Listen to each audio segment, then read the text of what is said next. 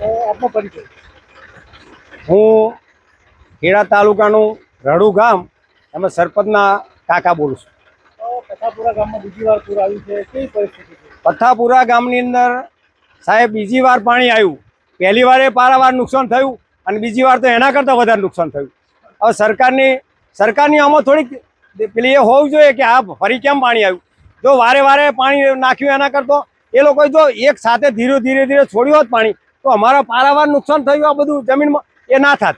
હવે ખેડૂતોને આ કેમનું થવાનું? પછી ખેડૂતોને બેંકની લોનો હોય, આ બધું ક્યાંથી પોસાશે?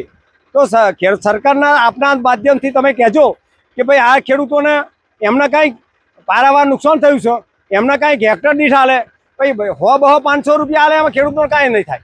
તમારે કેટલા વીઘા ડાંગર છે? મારે પોતાને 60 વીઘા ડાંગર છે.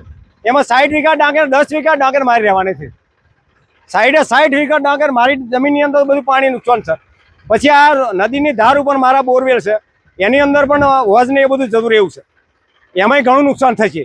પણ એ નુકસાન તો આપણે સરકાર તો નહીં માગતા, પણ આ જે ડાંગરની અંદર જે અમારું નુકસાન થયું એ ખાસ આપો સરકારને, એ તમારા આપના માધ્યમથી તમે સરકારમાં રજૂઆત કરજો. પણ ઉપર જે એન્જિનિયરો છે એ તો થોડી ઘણી જમીન એ લોકોને હોય ને એન્જિનિયરોને, તો ખ્યાલ આવે કે ખેડૂતની શું દશા આવે.